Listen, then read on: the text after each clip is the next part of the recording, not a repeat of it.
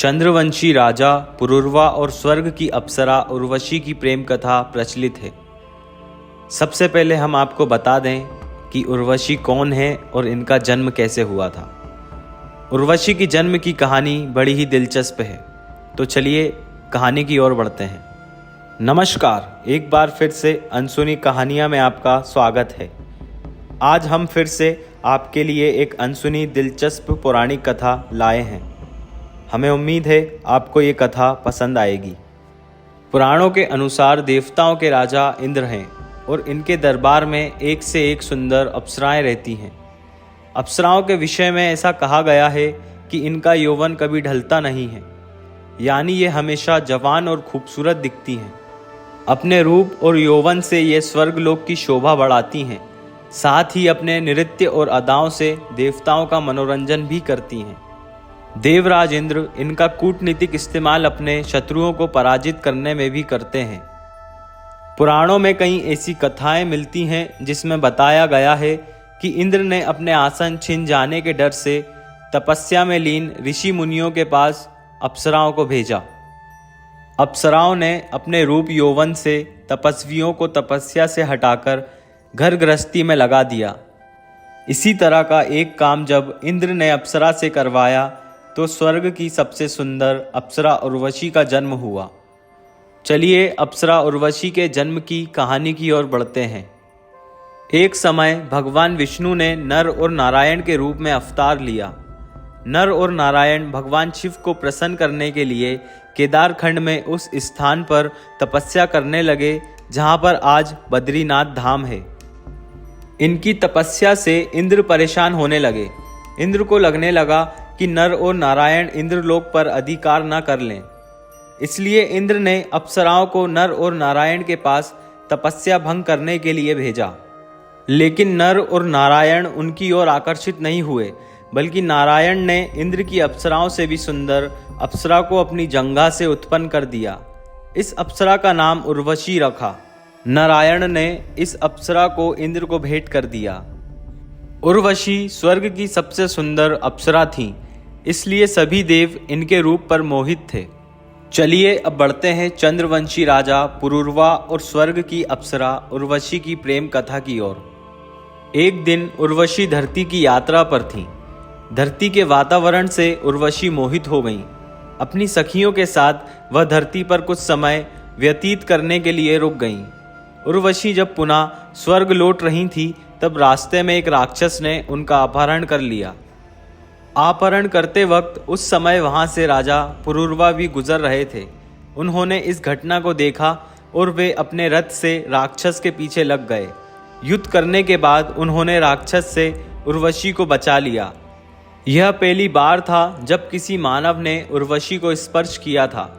उर्वशी पुरूरवा की तरफ आकर्षित हो गईं और पुरूरवा भी स्वर्ग की अप्सरा को अपना दिल दे बैठे थे। लेकिन उर्वशी को पुनः स्वर्ग लौटना ही था। दोनों ने भरे मन से एक दूसरे को विदाई दी। जुदा होने के बाद दोनों के ही मन से एक दूसरे का ख्याल निकल ही नहीं रहा था। दोनों को अब जुदाई बर्दाश्त नहीं हो रही थी। एक बार स्वर्ग में एक नाटक का आयोजन किया गया। इस नाटक में उर्वशी को लक्ष्मी माता का किरदार निभाना था। किरदार निभाते हुए उर्वशी ने अपने प्रियतम के तौर पर भगवान विष्णु का नाम लेने की बजाय पुरूरवा का नाम ले लिया। यह देखकर नाटक को निर्देशित कर रहे भारत मुनि को क्रोध आ गया। उन्होंने उर्वशी को शाप देते हुए कहा कि एक मानव की तरफ आकर्षित होने के कारण तुझे पृथ्वीलोक पर ही रहना पड़ेगा और मानवों की तरह संतान भी पैदा करनी होगी। यह शाप तो उर्वशी के लिए वरदान जैसा साबित हुआ, क्योंकि वह भी तो यही चाहती थी। शाप के चलते एक बार फिर उर्वशी पृथ्वीलोक आ पहुंची। फिर वह पुरूरवा से मिली और अपने प्यार का इजहार किया। पुरूरवा ने उर्वशी के समक्ष विवाह का प्रस्ताव रखा, लेकिन उर्वशी ने उनके समक्ष 3 शर्तें रख दीं।